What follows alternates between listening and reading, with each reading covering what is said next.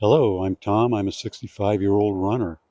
Today's video is going to be about longevity, running until we kick the bucket and die, hopefully at a ripe old age.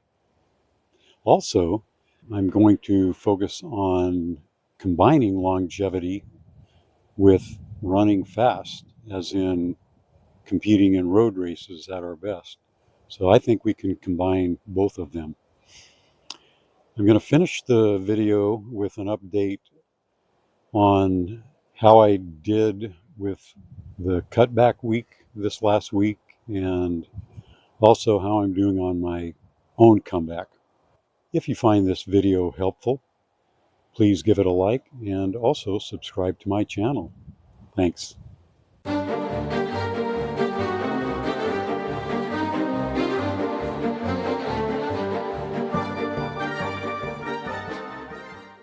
Well, I'll start by talking about some good things I've learned from this book by Jeff Galloway. Jeff Galloway has a lot of good things to say about longevity and how to run for a lifetime. One thing that he's very well known for is his run, walk, run method. I currently do not use that method in my own running. I'm pretty much sticking to just running. However, my warm up and cool down do involve walking. Galloway claims that the run, walk, run method, that is alternating running with walking, it is incredibly good for injury prevention, for longevity. So if you want to run for a lifetime, clear until old age and beyond, then the run, walk, run method might work for you. I do plan on eventually using the run, walk, run method for my own running. I'm 65 right now, as I mentioned. It might happen sooner than later, using the run, walk, run method. And Galloway, he claims that it won't make you slower in your races. So I think that's one big thing.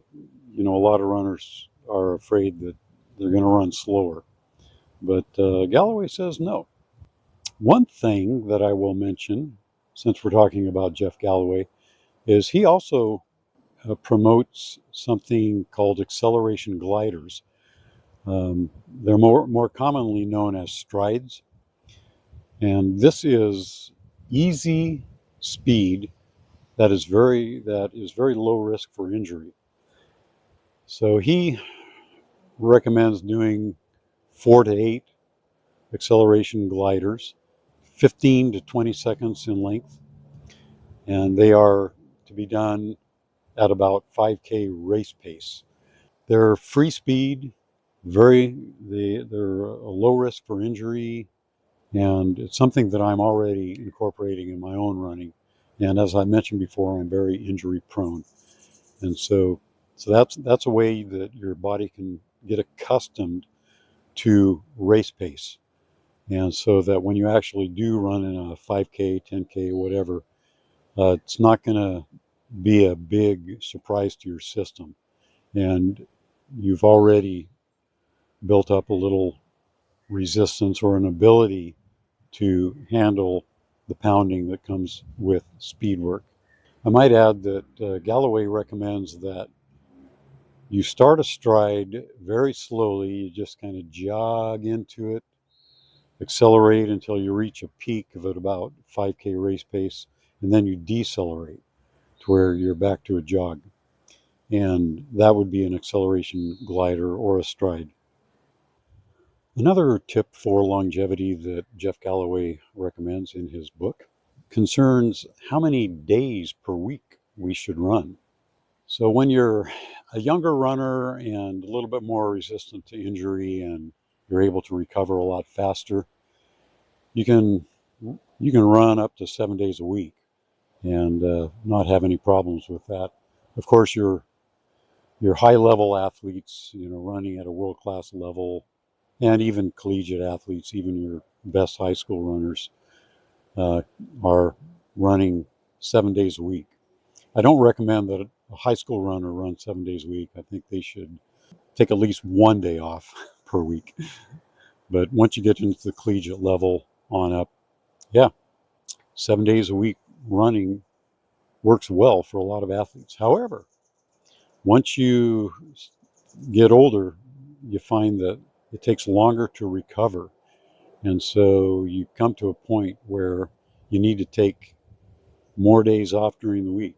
Galloway recommends runners of age 61 to 70, in that age range, limit their running to about 3 days per week. So that will allow them plenty of rest, plenty of recovery, so that they can actually make running something that's enjoyable and doesn't overstress and overstrain their system. And so this would be an ideal range for those runners ages 61 to 70. He recommends that if you're age 71 or older, that you limit your running to about 2 to 3 days per week, and with cross training. So 2 to 3 days per week isn't much, so he would recommend that in addition to that, you can do some gentle cross training. Then there's Amby Burfoot, the author of this particular book. Amby Burfoot is like his former college roommate, Jeff Galloway. They are both experts on the training of older runners and runners who are injury prone.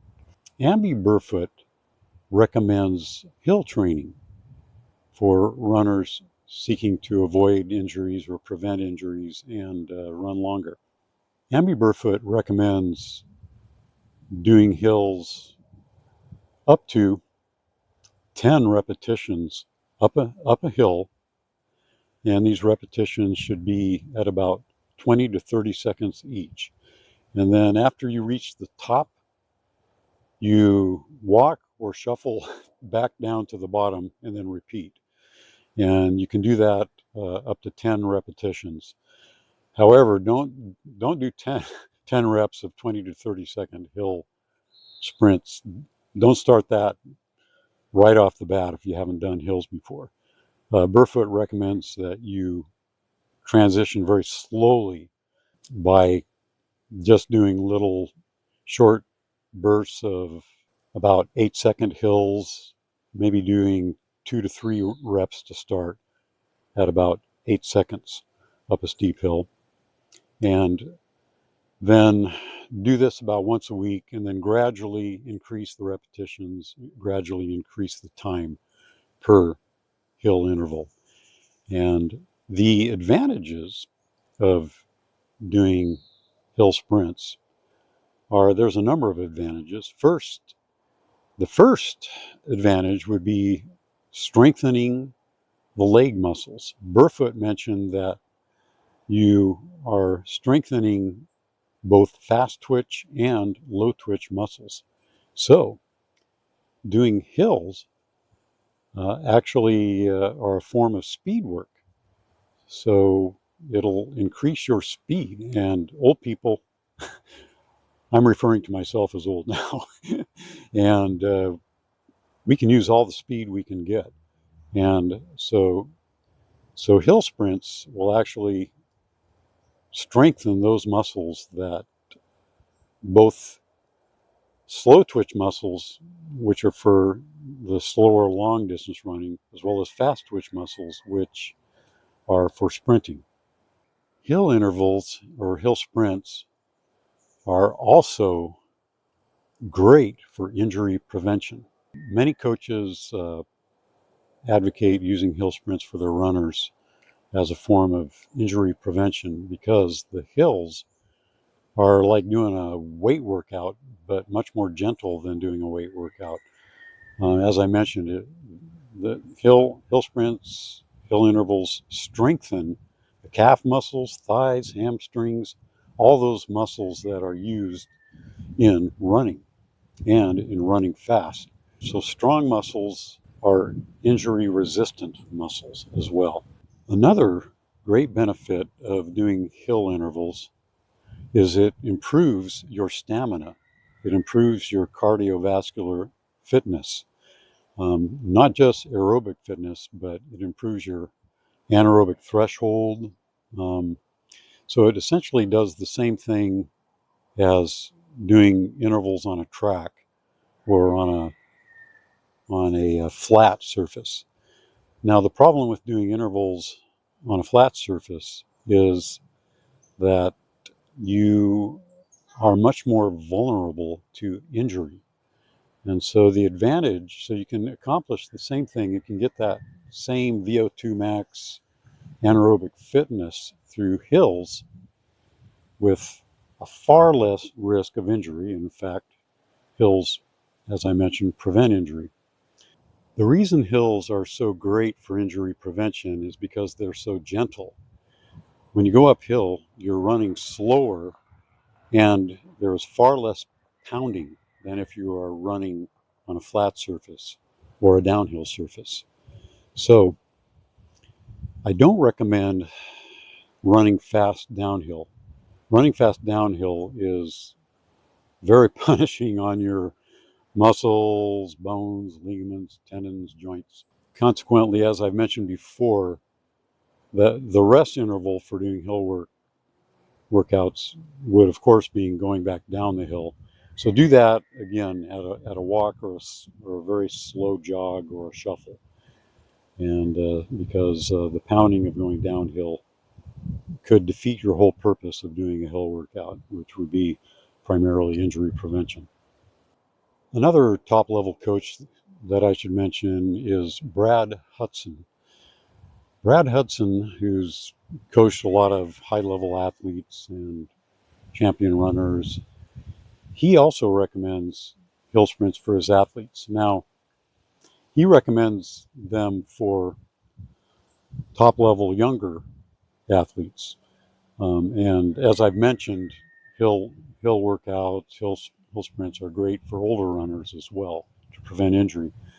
But Brad Hudson found that when he had injury prone athletes, he would prescribe the hill sprints, doing those a couple of times a week. They it resulted in these injury prone athletes strengthening their leg muscles to the point to where they would no longer get injured. He had great success with his athletes using hill sprints as a means of injury prevention. So this worked great for Brad Hudson. Now his hill sprints involved a steeper incline and a shorter duration. So he would have them do sprints of roughly 8 to 12 seconds. And the reason he had them of such a short duration was so that his athletes would not get tired cardiovascularly. The total goal, the main goal was just for them to strengthen their muscles, not to get cardiovascular fitness. They would do that on the track or on the roads on a flat surface doing interval training. Okay, I'll finish this video with a little update on my own training and also to update you on how that cutback week went just this last week.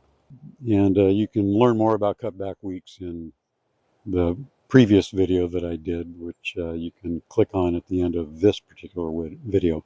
As I mentioned before, I'm on a comeback due to a injury to my right calf. My mileage, I've been slowly increasing it. A few weeks ago, I reached 14 and a half miles per week. And then I decided to do what Amby Burfoot recommended and apply a cutback week. Amby Burfoot recommends cutback weeks roughly once a month, where you reduce your mileage something like 30 to 50%. And so I cut back from 14 and a half miles. I cut back to an 11-mile week. That was about a 24 to 25% cutback. I am happy to say I think that cutback week helped a lot as far as my calf muscles go. In my last run, I had absolutely zero niggles in my left calf or that right calf muscle that is giving me a lot of problems. So my calves are doing really good right now.